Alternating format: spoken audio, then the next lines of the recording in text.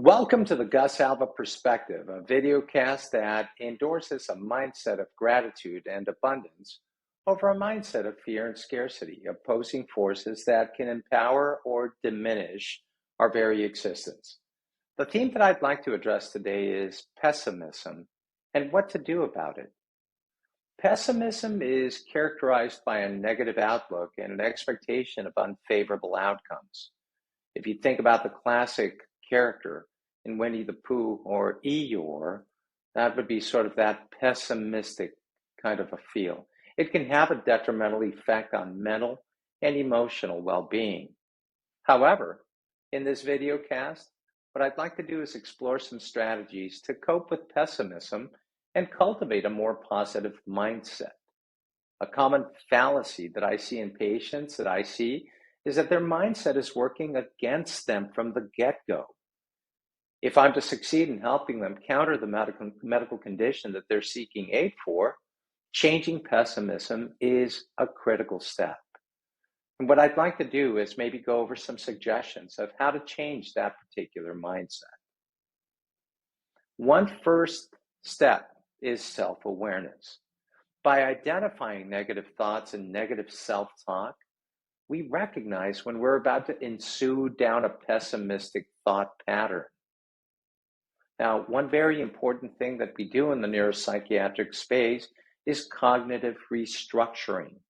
Challenging negative thoughts allows us to identify, challenge, and reframe negative thoughts, considering alternative, more positive perspectives, and reinterpreting the situations at hand.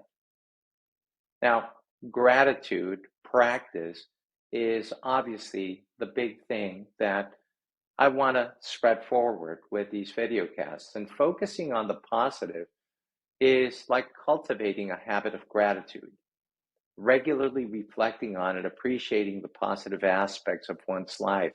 This can help shift one's focus away from negativity.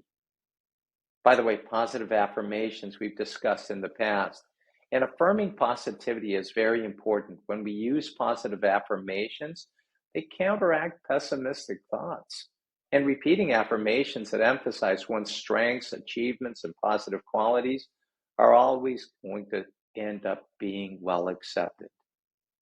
Mindfulness and meditation are very important because having a present moment awareness is so critical. Practicing mindfulness and meditation to bring one's attention to the present moment is so critical. It can help reduce anxiety about the future and help one appreciate the current reality that one is in. Another very important thing is setting realistic goals. When we break down goals and we set achievable, realistic goals, we break larger tasks into smaller, more manageable steps that can make them less overwhelming and increase our chances for success. So you might be thinking, man, some of these themes are themes that Dr. Alva's talked about previously. Well, that's because they are so critically important.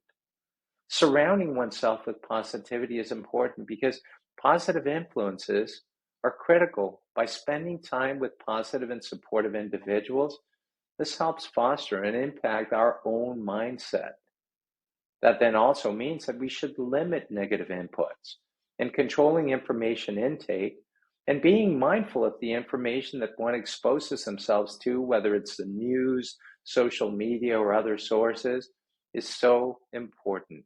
Limiting exposure to negative content, unfortunately, that negative content could contribute to pessimism, and that's a very easy solution.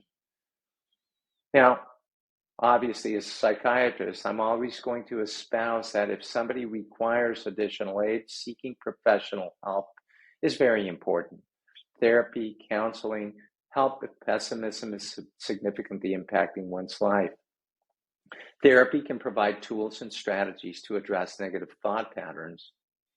Now, another important area that I oftentimes espouse for patients is engaging in activities that someone enjoys, whether it's hobbies or interests. Pursuing activities that bring us joy and fulfillment are super important, and engaging in hobbies and interests might improve our mood and our overall outlook on life. I'm a big fan of exercise, and physical activity is so critical. Regular exercise has clearly been shown to have positive effects on mood and mental well being. And if someone is able to find the activities that they enjoy, it might make them, consistently, you know, a better scenario. Make that part of your routine if you've not necessarily done so.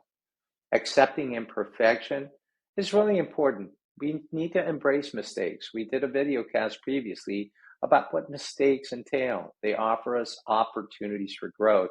And understanding that everyone makes mistakes and faces challenges is so critical. Instead of dwelling on failure, viewing the issue at hand as opportunities for growth and learning, as we've obviously touched base on a previous video cast. It's important to note that overcoming pessimism is a gradual process, and consistency in practicing these strategies that I just addressed is key.